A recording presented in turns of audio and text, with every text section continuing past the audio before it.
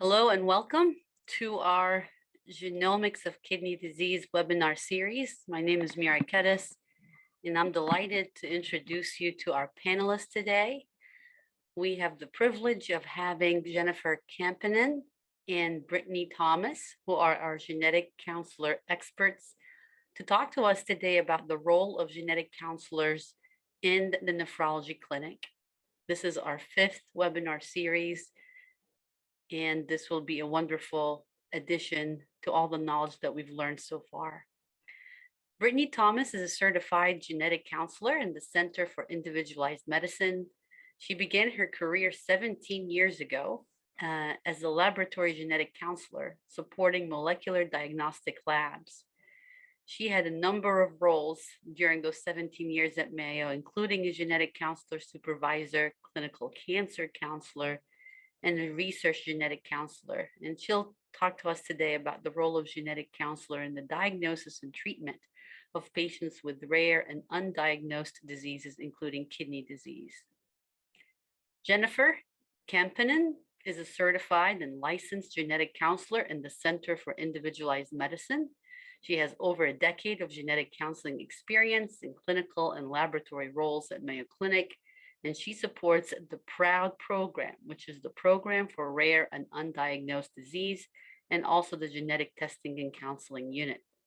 And through these initiatives, she spent the past 2 years providing genetic counseling services to the nephrology practice at Mayo Rochester. Welcome to both of you.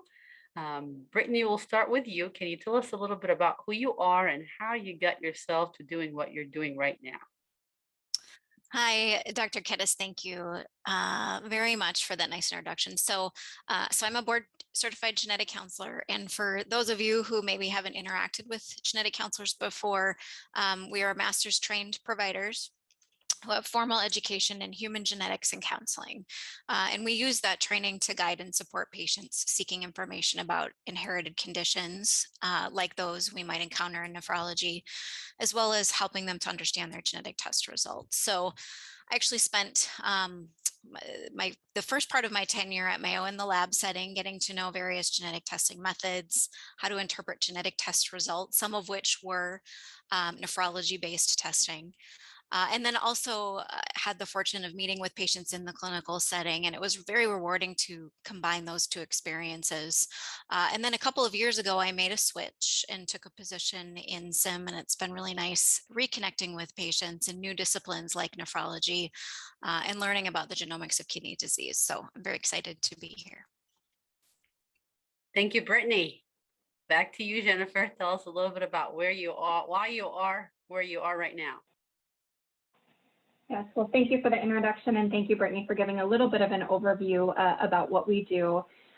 So similar to Brittany's path, I started out as a laboratory genetic counselor over a decade ago here at Mayo Clinic.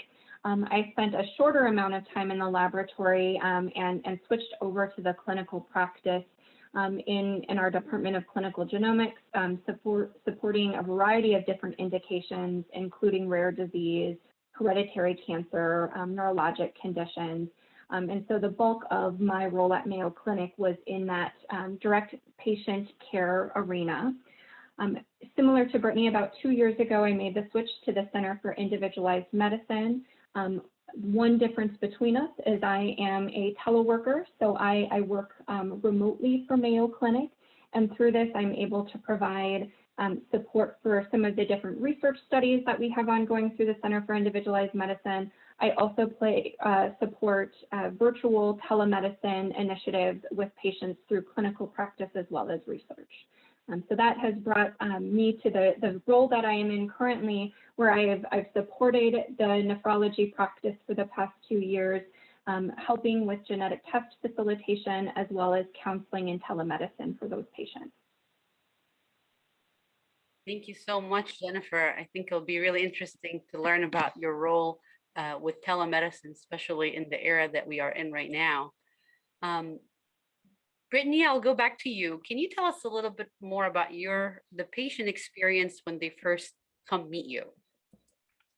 Sure. So My role is to meet with patients early on in their genetic testing process. So before the test has been ordered, we generally refer to this as pretest counseling.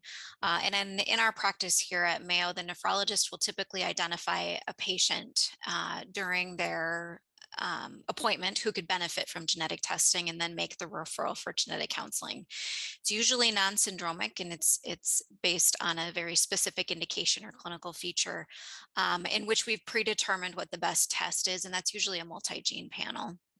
So our main goal in that pretest counseling session is to promote decision making on behalf of the patient and facilitate informed consent. So we'll discuss the benefits of testing, how it might impact their care or identify risks for them and their family members. We'll discuss limitations of testing. So we know that genetic testing is not 100% sensitive. We've come a long way in the last several years with increases and improvements in genetic testing methods.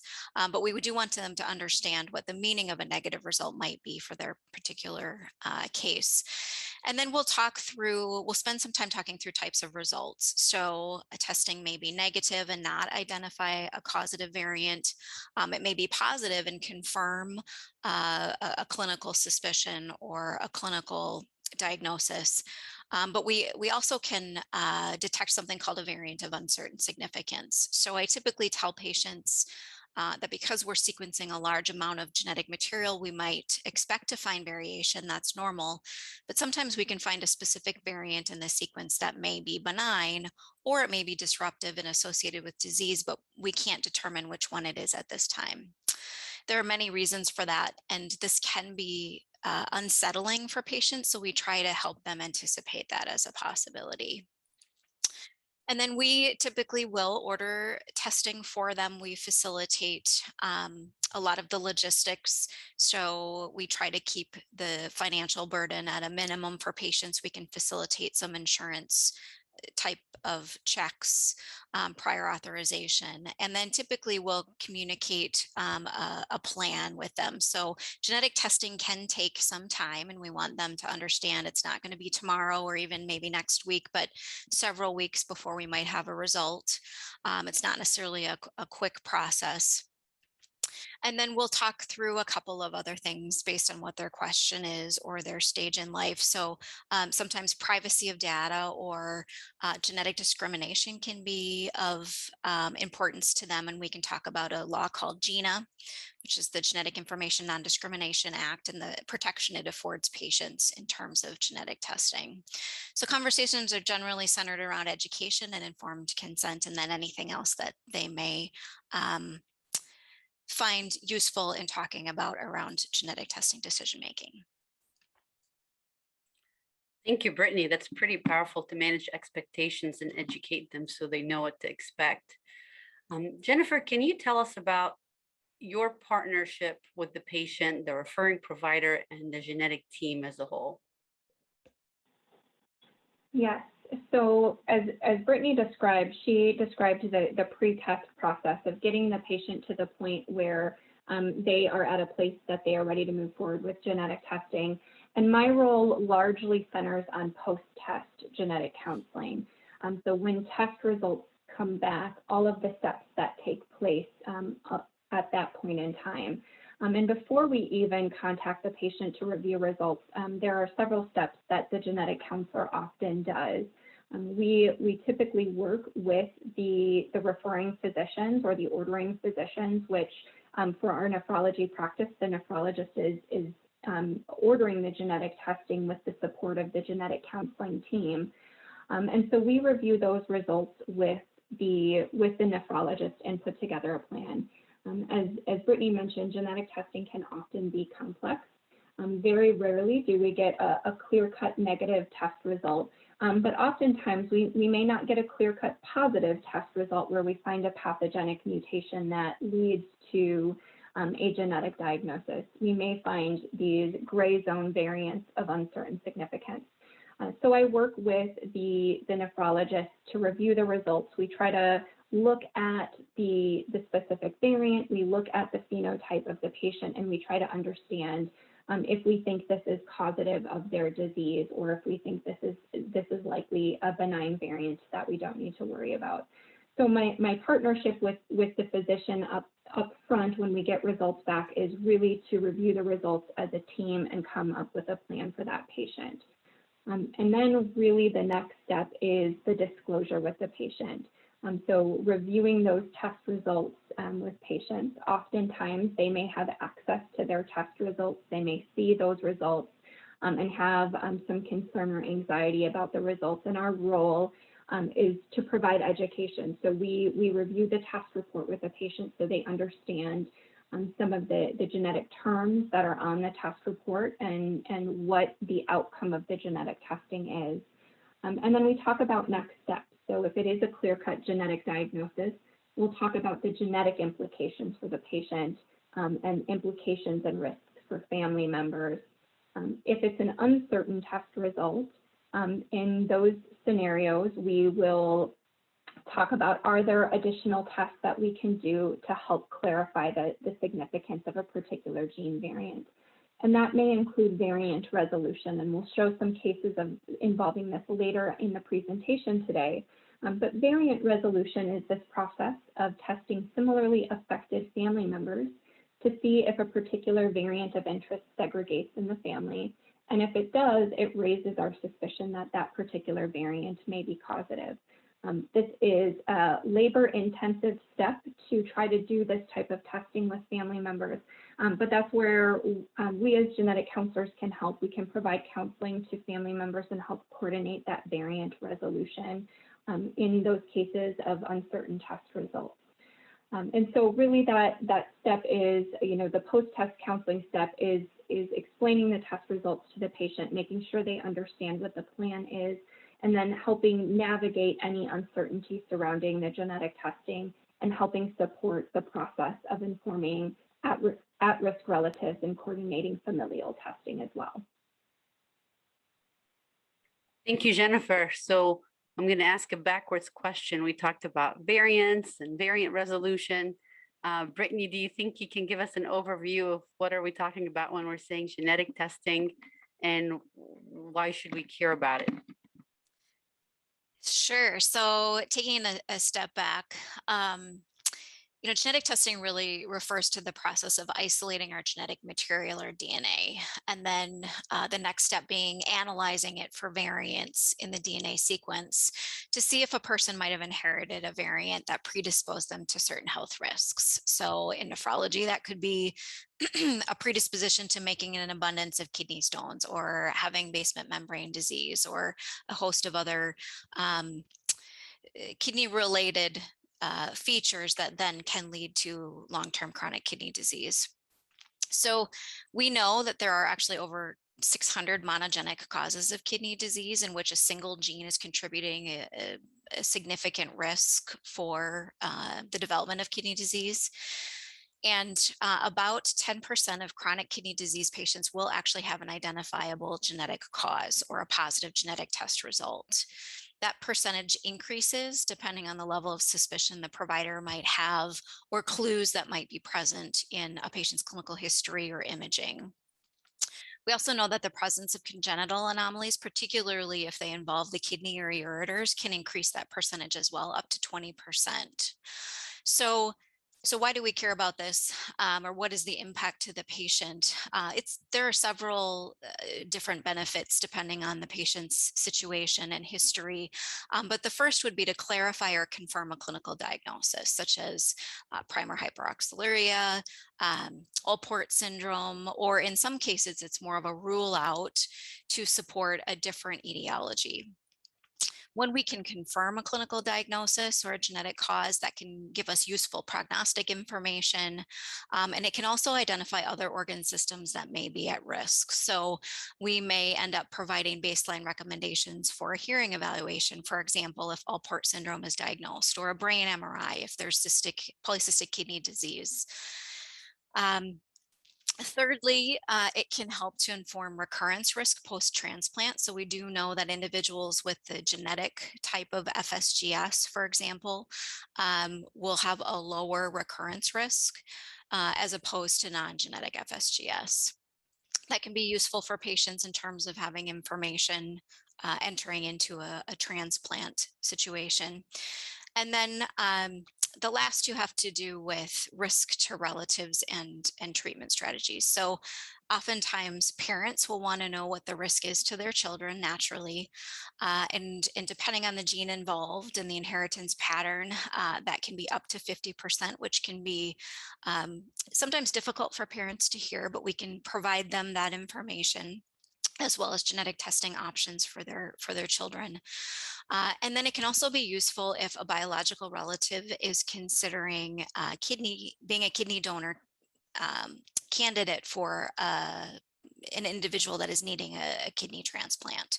So if we can identify a genetic cause for the kidney disease in a family, we want to be sure that the individual who'd be donating a kidney is not at risk for having inherited that same genetic risk. And then finally, it can sometimes, and probably more so in the future, determine best strategies for treatment. So that could be things like novel therapies, in which potentially in the future we can target a certain pathway that's disrupted or replace a deficient enzyme if possible, which can be valuable for patients. And then it also provides the opportunity for the nephrologist to focus on specific treatment strategies or limit the trial and error approach potentially if we have a genetic diagnosis. So that's the primary benefits we will discuss with patients in terms of genetic testing. That discussion is included in the pre-testing counseling, I suppose. It is, yes, exactly. And then Jennifer will reiterate on that. Once we know what the specific genetic cause is, she can go into more depth and detail about that specific condition. Thank you, Brittany. Appreciate that. So Brittany just threw the baton to you, Jennifer, to give us some of cases that you've seen and the value that came from the genetic evaluation. All right. Well, what I will do here in a moment is bring up several cases that I can share, reviewing the benefit of genetic counseling and genetic testing in patients. So we'll touch on a couple of different cases as well as different issues and strategies that came up with each one of these cases. So give me one moment and I will pull up these slides for you. All right, so the first case that I wanted to highlight today is a case involving focal segmental glomerular sclerosis, or FSGS. The proband that you will see highlighted by the inverted arrow is a 73-year-old gentleman who was diagnosed with FSGS at the age of 69. This was identified as part of a workup. He was diagnosed with prostate cancer, and as a part of his treatment and evaluation, he was identified to have chronic kidney disease and FSGS, along with proteinuria. And looking back at his history, he reported to the team that starting in childhood, he had episodes of hematuria and proteinuria that date back all the way to the age of 12. And then he also developed hearing loss in his 40s or 50s. When evaluated by the nephrologist and providing family history, what you can see highlighted in blue here is that he has two relatives that also were affected with kidney disease.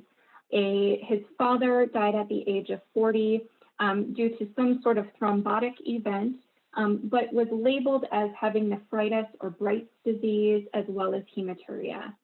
And then the paternal grandfather to our proband died at the age of 59 with chronic nephritis and kidney disease.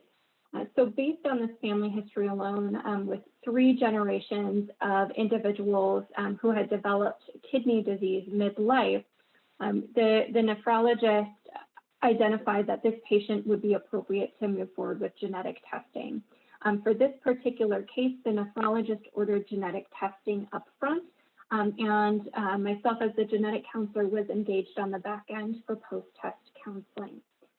So this individual underwent the FSGS genetic testing panel, which focused on about 50 genes that are associated with nephrotic syndrome and various forms of FSGS. And he was identified to have a COL4A3 variant of uncertain significance, or the collagen 4A3 gene. This particular gene is associated with a collagenopathy known as Alport syndrome. This was of interest looking at this particular variant because of the 3-generation history of kidney disease as well as hearing loss. However, this was classified as a variant of uncertain significance by the laboratory, not a pathogenic variant. And so based on the genetic testing alone, a genetic diagnosis had not been established for this patient. When I reviewed test results with the patient, I went forward with the process of obtaining a in-depth family tree, so a comprehensive pedigree, and asked questions not only about kidney disease, but about other symptoms that we can see, including hematuria and proteinuria. Through this process, I identified that the patient's sister as well as nephew both had a history of hematuria. And why this was important is because now we had an option for variant resolution. This is the process of moving forward with genetic testing of a variant in similarly affected individuals to understand if this variant is relevant and could be causative of disease. His other relatives with kidney disease had passed away. So this finding of this history allowed us to pursue variant resolution. Simultaneously, the laboratory also pursued research testing called RNA-seq, looking at the impact of this variant at the protein level within the gene. And what was identified through this process is that both the similarly affected sister and nephew with hematuria also carry the COL4A3 variant. And based on this, along with evidence that this variant is damaging through the RNA-seq testing, this variant was upgraded to likely pathogenic, leading to a diagnosis of autosomal dominant Alport syndrome for this patient and family. The second case that we will be featuring today is a case that involves congenital anomalies of the kidney and urinary tracts. On the screen, you will see a 4-generation pedigree. Our proband is a 43-year-old female who presented to the nephrology department for an evaluation of recurrent kidney stones starting at the age of 27. Upon further evaluation, it was determined that she also had a congenital kidney anomaly identified shortly after birth, as well as a history of hearing loss diagnosed in childhood. The pathology of the hearing loss, whether sensory neural or another form, was unknown at the time. Based on this history and family history of kidney issues, she was referred for pre-test genetic counseling to assess for genetic testing and related to her history of kidney stones as well as the congenital anomaly. Upon further review with the patient, a 4-generation pedigree was completed. What you will see highlighted on the screen in blue are individuals who were diagnosed with hearing loss in early childhood. So there are 3 generations of hearing loss that have been documented in this family. And additionally, highlighted in red are individuals that have had some kidney involvement. To highlight, her sister, who is 45, was diagnosed with kidney stones and a congenital anomaly at the age of 18, along with infundibular pelvic dysgenesis and hearing loss. Her daughter, the patient's niece, was identified to have hearing loss in childhood and was born with a solitary kidney, fallopian tube, and ovary, and ended up needing a kidney transplant later in life. So based on this pedigree, we see 3 generations of hearing loss and 2 generations of documented kidney-related issues, both kidney stones as well as kidney congenital anomalies. Based on this, genetic testing was ordered. Instead of a panel-based approach, because the patient had 2 different phenotypes with the nephrolithiasis as well as the congenital kidney anomalies, a custom 346 kidney exome slice was ordered that included genes related to both of these phenotypes as well as other types of kidney issues. The patient was identified to have a pathogenic variant in the GATA3 gene, also known as GATA3. The GATA3 gene is associated with a genetic condition called HDR syndrome, which stands for hypoparathyroidism that typically develops in adulthood, deafness, which is usually diagnosed as sensorineural hearing loss in childhood, and renal disease, which may include kidney stones, chronic kidney disease, as well as congenital anomalies of the kidney, urinary, and gynecologic tracts in women. This identifies a genetic diagnosis that fits with this particular patient and her family history. It is an autosomal dominant condition. Subsequent genetic testing included testing her 2 children who were diagnosed with hearing loss. However, they had had a normal renal evaluation in early childhood. This identified that they also carried the GATA3 pathogenic variant, aligning the hearing loss and kidney issues in the family. Based on this, the team felt like this was a unifying diagnosis for the kidney issues as well as the hearing loss in the family, and other at-risk family members who have hearing loss or who may not have hearing loss should undergo a comprehensive kidney evaluation to assess for kidney function as well as to assess for congenital anomalies.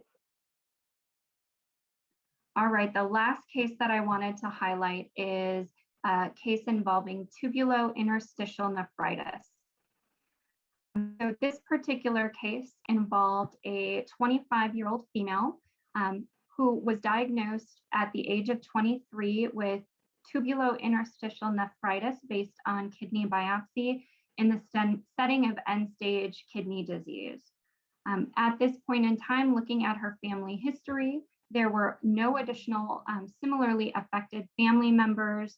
In her immediate family, she had a paternal grandfather who had type 2 diabetes and diabetic nephropathy with chronic kidney disease late in life. Based on this, genetic testing was performed for the patient given her early onset and severe presentation. This included a custom 342 gene exome slice focusing on kidney genes, and this particular test was negative. Given her history and given the fact that she had tubulointerstitial disease, the question was raised about the MUC1 gene, and this gene is not included in the exome slice given differences in methodology that need to be completed to assess this for this particular variant. Genetic testing was then sent to a different laboratory for the MUC1 gene, which indicated that she had the common duplication that is identified in this gene. What this meant is she carried a genetic diagnosis of autosomal dominant medullary cystic kidney disease. So this provided an explanation for her phenotype. However, now that we knew that this was a genetic condition for her, the question came about of who else in the family may be at risk. And of specific importance for this particular patient is that her brother had gone through the donor evaluation and was an approved donor for her, and her parents were also considering donation. So family member testing was initiated for the brother as well as the parents to understand their connection to this genetic disease. Genetic testing was performed for all 3 of them, and all 3 of them had negative genetic testing. What this told us about this particular patient is that she likely had a de novo or brand new MUC1 gene alteration that was not inherited from other family members. This meant that her brother could be approved to move forward with kidney donation. And I'm happy to report that she had a successful kidney donation earlier this year and is doing well. And no additional family members, based on the aspect that this is likely a de novo variant, no additional family members need to undergo genetic testing based on this. But this case highlights that even when we do comprehensive genetic testing, as Brittany mentioned, genetic testing may not, depending on the methodology involved, depending on the genes that are involved, there are still genetic alterations that can be missed by different genetic tests. So it's important to understand the type of testing that's being performed and the limitations of the genetic testing. Jennifer, that was fantastic.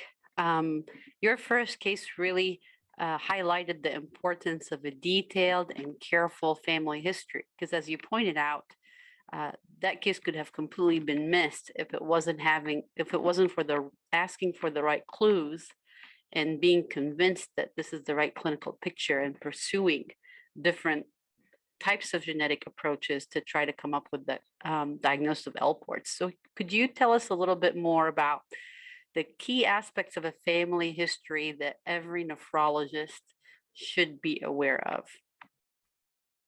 So I can jump in here from a pretest counseling standpoint, Dr. Keddis. Jennifer, if you want to put up, we have some clues that will help folks in the form of a slide here. But just like you said, family can be a big clue when it comes to evaluating our level of suspicion for hereditary kidney disease. So the first clue being multiple affected family members. So if we see family members who have similar presentation or related features across generations, so that could be 3 or 4 generations of affected individuals, or it's important to keep in mind, we may see that isolated to a sibship, meaning 2 sisters or a sister and a brother that are affected because there are various inheritance patterns that are associated with hereditary kidney disease. So family history is not always an indicator, as we saw in Jennifer's last case, as a small proportion can actually be attributed to de novo or new mutations. And then it's important to consider the clinical spectrum as well in family members. So individuals may have hypertension as a presenting symptom or kidney stones, while other family members may have kidney cysts. So evaluating a family history for more than just what has been presented in the patient is also important. We look at the age of onset. So typically with genetic conditions in general, a red flag for us is childhood onset or earlier age of onset for a clinical feature than what is seen in the general population. So things like childhood onset of hematuria or kidney stones, or in rare cases, we can actually see kidney cysts in utero if we're suspicious of autosomal recessive polycystic kidney disease, for example. Severity of disease or bilateral organ involvement can be red flags where we have both kidneys involved, particularly if it's cystic disease, and then the specific presentation. So I'll pick on polycystic kidney disease one more time, where if we see large echogenic cysts by imaging or kidney enlargement, for example, that is more indicative of a hereditary cause or an underlying genetic mutation than if we don't see kidney enlargement. Typically, we'll see greater than 10 cysts. They can be bilateral. So the specific presentation for kidney involvement can give us clues about whether there's a genetic mutation involved. And then multisystemic involvement. So are there cysts in other organs, particularly liver cysts? Is there hearing impairment? We've heard that with a few different syndromes discussed. Are there reports of aneurysm, particularly intracranial aneurysm or gout? So autosomal dominant tubulointerstitial kidney disease can include gout as a clinical feature. So are there other organ systems that might be giving us clues as to whether there could be more of a genetic condition going on? And then finally, congenital anomalies. So we talked about Kakut, where we may see congenital defects involving the kidney and urinary tract, but we can also see congenital anomalies involving other organs. So heart, eye, congenital anomalies, for example, or if a patient indicates my sister has a genetic condition, we may want to dive into that a little bit more, as they could actually be related rather than completely separate genetic etiologies. Jennifer, as you can see, takes a really nice family history on kind of during her results disclosure process, and can then clarify anything that we may have missed on the front end and further look into that based on what genetic mutation might have been identified. So family history is huge. Yeah, I'd absolutely agree with everything that Brittany highlighted. We have these clues that we think about, what is important, how who are the people that need genetic testing. And then I think family history can also be a tool even further to help us understand what the genetic test results mean. Because we don't always get a clear answer. In some cases we do, like two of the cases that I showed. But the first case that I highlighted, we had a variant of uncertain significance, and family history was important. And I think how we ask about family history is also another piece that we've learned over time. With the first case that I highlighted, when asking if the patient had any additional living family members with kidney disease, his answer was no. However, when we asked the question, were there family members that had other kidney issues like hematuria or proteinuria, that's when we learned about his other family members that played a role in helping ultimately get that variant reclassified in a genetic diagnosis for the family. So usually my role in post-test counseling is having the opportunity to ask some of those more specific questions, especially when we have a gene or genetic disorder in mind based on genetic testing. We can ask really in-depth questions about the family to get more information and hopefully help better understand a test result. So how you ask is pretty powerful. We don't think quite a bit about that. And you're right, patients are quick to dismiss, and three different people have to ask them the same question. And then you get recognized, or the way they heard it is different, and helps them recognize what potential clues are in their family history that can be helpful. Brittany, can you tell us a little bit more about genetic testing price tag? When I was back a fellow, I didn't get the luxury to learn all these things. And there was always this dark cloud of this is too expensive, it may not be that helpful. So what has changed over time, and how do you tailor your testing needed with the associated cost? Yeah, historically, there has been a high price tag associated with genetic testing. And I think there is still that perception, both amongst providers and patients. And that's probably due to the fact that the cost of testing has decreased significantly and very quickly. So just in a few short years, have we been able to sequence many genes at the same time, something called, we either call it massive parallel sequencing or next generation sequencing. And that alone has allowed us to scale the amount of genetic data we can look at for a much lower price point. So generally speaking, the targeted panels we might do in nephrology are of a pretty low cost to the patient, in which we can look at 50 or 100 or even 500 genes at a time. Now, these multi-gene panels still may take a little while, 3 to 4 weeks, or even sometimes 8 to 12 weeks, because the interpretation of those variants and all of that data is timely. But the good news is that typically we work hard to ensure that the patient's financial burden is low. So how does this play out for the patient?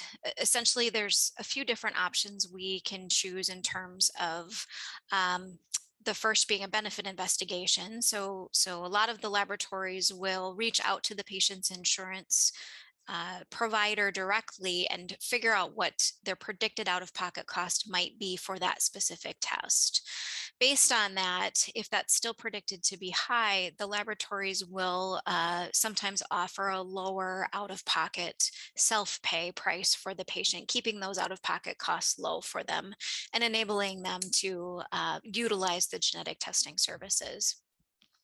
There are times when we do need to do more comprehensive testing and look at many more genes. While these come with a higher price tag, the labs and actually even Mayo Clinic will provide patients options in terms of financial assistance programs, financial assistance programs and payment plans. So really depending on what is the most appropriate test for the patient, knowing that it is of high quality, we can then look at various options and services available to keep those costs low for our patients. Thank you, Brittany. We talked a lot about the positive test, a test that may not be straightforward. We talked about those variants of unknown significance, which sounds like it's rare that you get a completely negative test, either an unknown significance or a positive. If you can elaborate, Jennifer, a little bit more about the role of the genetic counselors in these situations and how you communicate that with the patients. Yes, so I think, for patients, hearing about genetic uncertainty, hearing about a gene variant, regardless of, what else they may read about, it can cause some anxiety and concern about the test result. While we live in this space every day where we see gene variants and we may not be concerned about it, patients, I think when they hear that they have a variant or an abnormality in their gene, that's something that heightens their concern. So I think really what a role of a genetic counselor serves in this situation is being able to take the time to explain the results to the patient, walk them through some of the science behind the test result.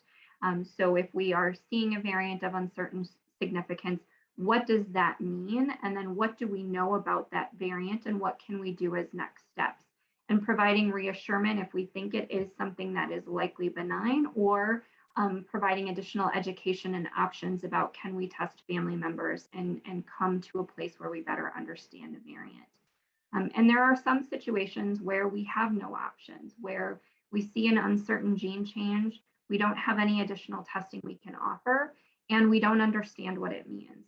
And I think, one of our roles is to explain that to the patient, to a certain point, normalize that these types of results happen with genetic testing, and then also let them know that as a genetics team, we will continue to learn more about genetic test results in the future. Most of the genetic testing laboratories have policies where they will continue to review variants of uncertain significance, and they will amend a test report and send a new test report out if a variant is reclassified one way or the other.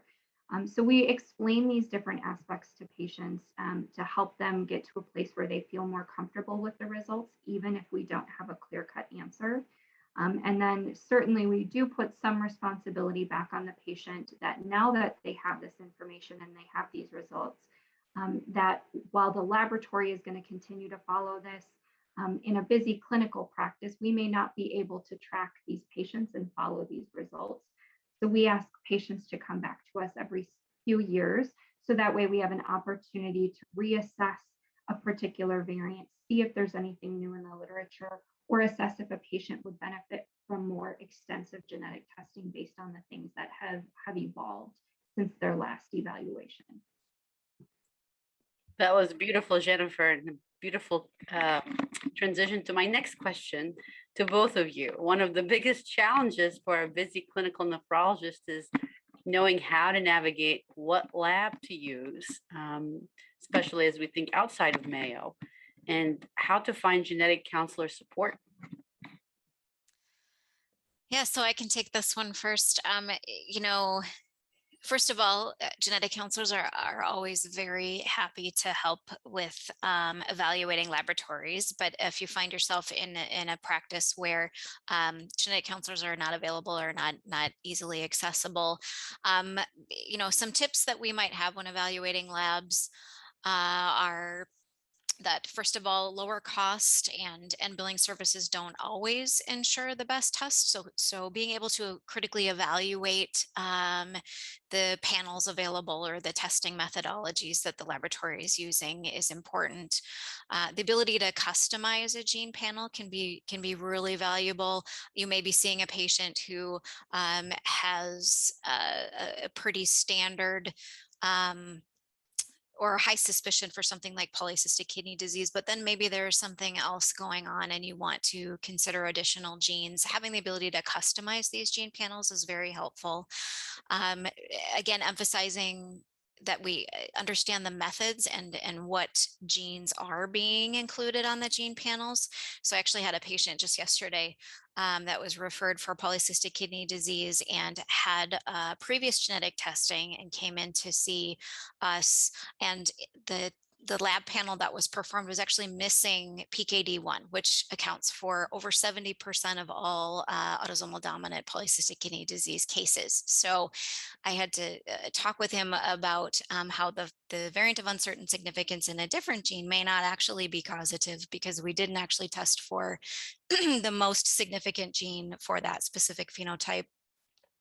So really taking a critical look again at what's being included in the test that's being ordered. And then we do like to take a look at just a general expertise of the laboratory and the laboratory staff. How long have they been doing testing for kidney disease, for example? How long have they been doing molecular testing? Are they willing to talk with us about their methods, or if we have a result that we have a question about, how accessible are they? And many of them actually have started to employ genetic counselors as laboratory genetic counselors. So these genetic counselors know what it's like to navigate the health system and to see patients in clinic for hereditary kidney disease.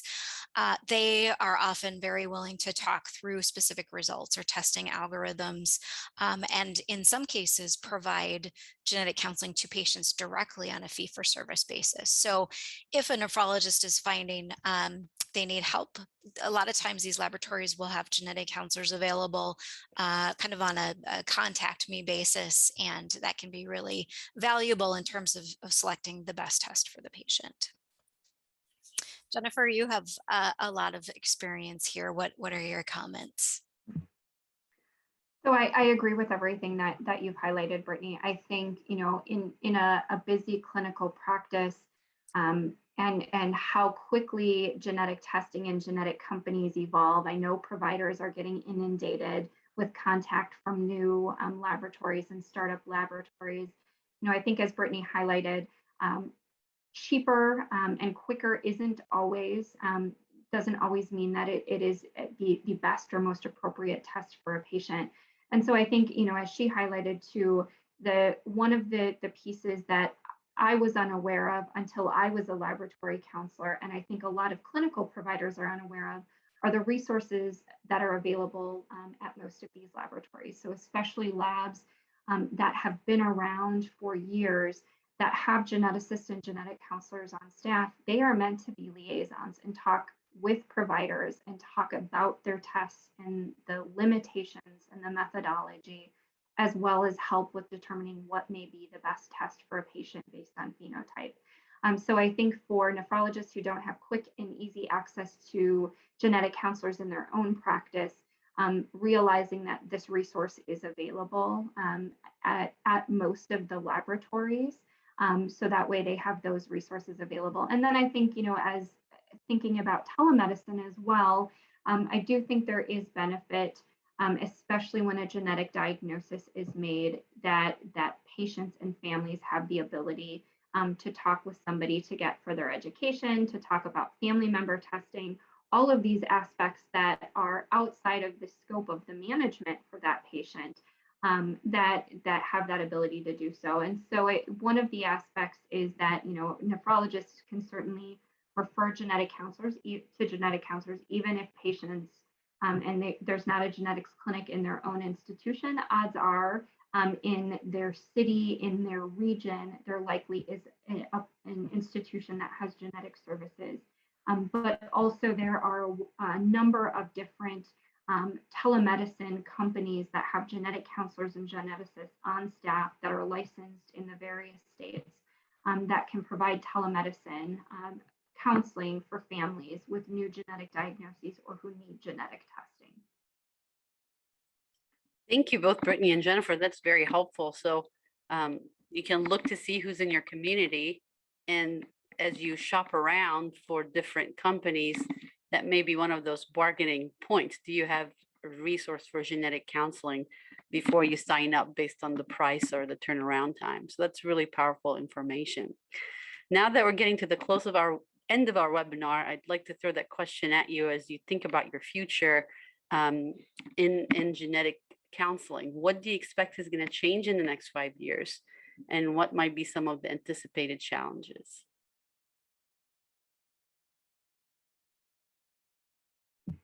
I can take the first pass at this. So I think that one of the aspects that we are seeing is an increase in genetics knowledge, which means an increase in genetic testing and need for genetics to be intertwined in most clinical practices. And that means that there's probably going to be a bottleneck in terms of genetic counseling and even resources with geneticists. And so I think that, that as we look to the next 5 years, I think we're going to continue to see genetic testing increase. But I think we also are going to have to think, as a profession for genetic counselors and geneticists, but also as institutions, how do we intersect the practice of genetics into these various subspecialties so we can support the advance of genetic testing, but also make sure that patients have access to education about their results and implications for family members. So I think telemedicine is based on that. I think telemedicine is going to be something that will allow for additional access to genetic counselors, but I also think we are going to have to think differently about our counseling sessions and the mode in which we deliver counseling services to patients to meet these needs. Brittany, do you want to chime in? Yeah, that was a really nice answer. I think genetic testing is just going to become more standard of care in many different areas.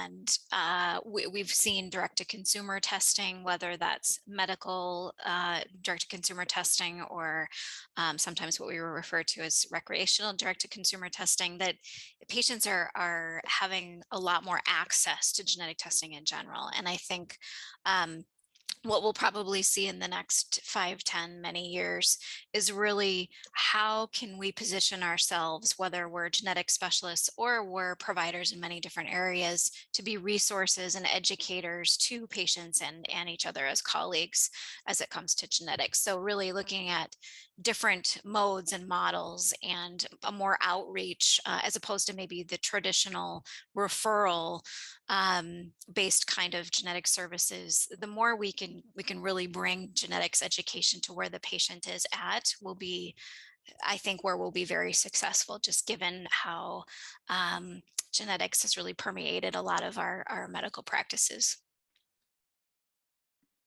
And that's why we're doing what we're doing, to prepare the workforce of the future and equip them as best as we can. Thank you both so much for taking your time and investing in teaching us about your role and the powerful impact you have on patients and your collaboration with the team in general.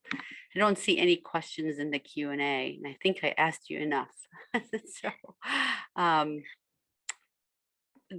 I think that ends our session. Y'all did an amazing job. Just a plug for our last webinar coming up with Dr. LaDawn Zan, who will talk to us about glomerular disease. And that will be August 23rd, I believe. So I hope you will join us for this session. Have a wonderful day. Thank you so much.